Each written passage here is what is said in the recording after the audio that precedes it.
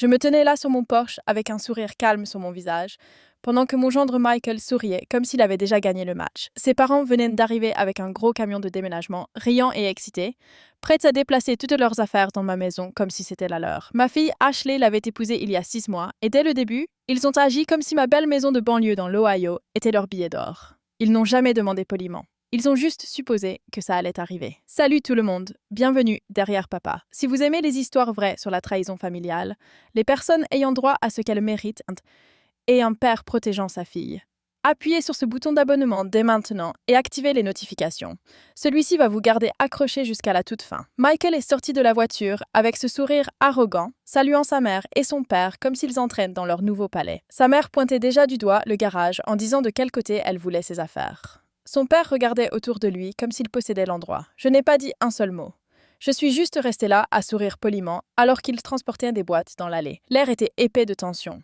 Ils pensaient que j'étais le beau-père calme et gentil qui se retournerait et leur donnerait tout. Ils étaient sur le point d'apprendre à quel point ils avaient tort. Quand ils ont finalement atteint le porche, Michael m'a jeté ce regard arrogant et a dit « Eh bien Dave, nous sommes enfin là. Il est temps de le rendre officiel, non ?» J'ai fouillé dans ma poche, j'ai sorti un morceau de papier plié et je le lui ai tendu sans rien dire. Il a ri au début pensant que c'était une sorte de blague de bienvenue. Il l'ouvrit et commença à le lire à haute voix pour que ses parents puissent entendre. Ils l'ont tous lu très lentement, puis leurs visages sont devenus complètement blancs. Toute l'allée est devenue silencieuse. Personne ne s'attendait à ce qui était écrit sur cette note. Tout a commencé 2 mois après le mariage d'Ashley et Michael. Au début, Michael semblait être un gars formidable. Il avait un travail décent, disait toutes les bonnes choses et traitait bien ma fille quand nous étions là. Mais petit à petit, le vrai Michael a commencé à apparaître. Il a commencé à faire des commentaires sur la chance qu'Ashley avait de se marier dans une grande maison avec beaucoup d'espace. Puis ses parents ont commencé à lui rendre visite de plus en plus, laissant toujours tomber des indices pas si subtils sur le coût du loyer et sur le plaisir de vivre ensemble comme une grande famille foqueuse. Un dimanche soir, pendant le dîner, Michael m'a regardé droit dans les yeux et m'a dit « Tu sais Dave, quand tu prendras ta retraite, cette maison serait parfaite pour nous tous. On pourrait tous vivre ici ensemble. » Ses parents hochèrent la tête comme si c'était déjà décidé. Ashley avait l'air mal à l'aise, mais restait silencieuse pour garder la paix. J'ai souri et j'ai changé de sujet, mais intérieurement j'étais furieux. J'avais travaillé 35 années difficiles, sacrifié beaucoup et construit cette maison pour ma famille, pour ne pas la remettre à des étrangers ayant droit qui ne l'ont jamais mérité. Cette même nuit, j'ai décidé que j'en avais assez vu. Le lendemain matin, j'ai tranquillement rencontré mon avocat et j'ai commencé à bouger. J'ai transféré la maison en fiducie pour Ashley, mis à jour l'acte et rendu tout légalement hermétique. En faisant cela, j'ai aussi creusé dans les antécédents de Michael. Ce que j'ai trouvé m'a choqué. Il avait été licencié de ses 2 derniers emplois pour avoir volé de l'argent à l'entreprise. Il ne gagnait pas presque le salaire dont il se vantait. Ses parents ne se débattaient pas non plus. Ils voulaient juste un tour gratuit sur mon dur labeur. J'ai tout gardé complètement caché. J'ai continué à agir normalement avec eux. J'ai même aidé à porter quelques boîtes lorsqu'ils le demandaient. Ashley n'avait aucune idée de ce qui allait arriver. Elle croyait toujours que son mari était l'homme bien qu'elle avait épousé. Mais je connaissais la vérité et j'attendais patiemment le moment idéal pour frapper. Lorsque ce camion de déménagement est finalement arrivé dans mon allée ce matin-là, j'étais plus que prêt. La note était courte, claire et directe. Il était écrit « Cette maison n'est plus à mon nom. Je l'ai transférée dans la fiducie d'Ashley il y a 2 mois. Tu n'es pas le bienvenu ici. Toute tentative d'emménager ou de harceler ma famille entraînera des conséquences immédiates et actions en justice et rapport de police pour intrusion. » Les serrures ont déjà été changées. Michael leva les yeux du papier, son visage devenant rouge vif de choc et de rage. « Qu'est-ce que c'est que ça, Dave ?» il a crié. La main de sa mère s'envola pour couvrir sa bouche. Son père avait l'air d'être sur le point de s'évanouir, juste là sur le porche. Je suis restée complètement calme et j'ai dit « Tu voulais tellement emménager, mais cette maison n'a jamais été la tienne et elle ne le sera jamais. Ma fille mérite beaucoup mieux qu'un homme qui ne l'a épousée que pour un foyer gratuit. » Ashley a entendu les cris et est sortie.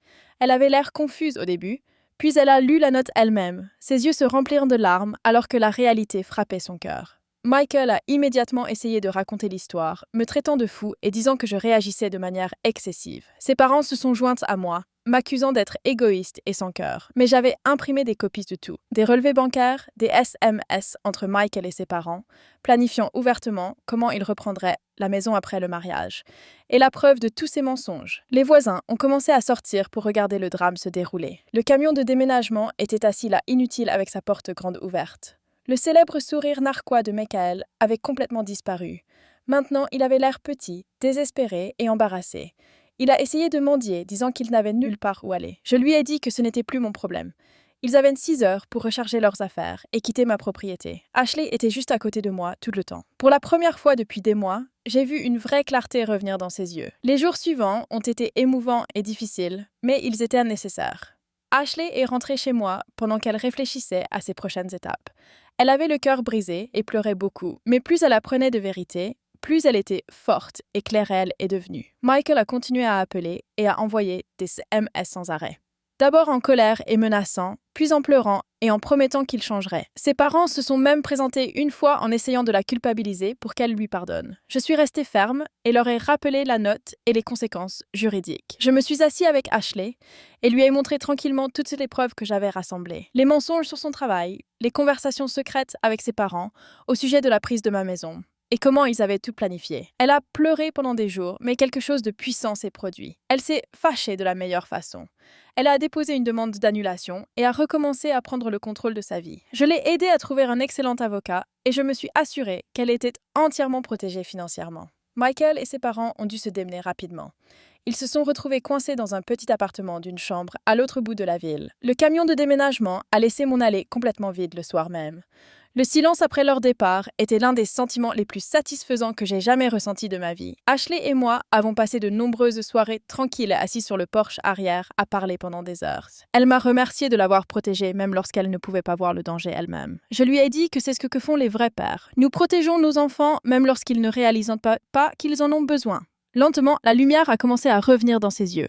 6 mois se sont écoulés depuis journées dramatiques sur l'allée. Ashley va très bien maintenant. Elle est plus heureuse, plus confiante et enfin libérée du contrôle de Michael. Elle vit toujours avec moi pour l'instant pendant qu'elle économise. Mais elle regarde déjà ses propres endroits et planifie son nouveau départ. Michael a essayé de la contacter une dernière fois avec plus d'excuses, mais elle l'a bloquée et n'a pas regardé en arrière. Aux dernières nouvelles, lui et ses parents ont encore du mal à payer le loyer de ce minuscule appartement. Je ne regrette rien de ce que j'ai fait ce jour-là. Parfois, être un bon père signifie prendre les décisions difficiles que les autres ont trop peur de prendre. Cette simple note sur l'allée a tout changé, et je recommencerai sans hésitation. Si vous êtes un parent qui regarde cette histoire en ce moment, n'ayez jamais peur de vous lever et de protéger votre enfant des personnes qui ne veulent que les utiliser. Et si vous avez déjà eu affaire à des beaux-parents autorisés ou à une relation toxique, déposez un commentaire ci-dessous et dites-moi ce qui s'est passé. Partagez cette vidéo avec n'importe quel père, fille ou ami qui a besoin d'entendre ce message.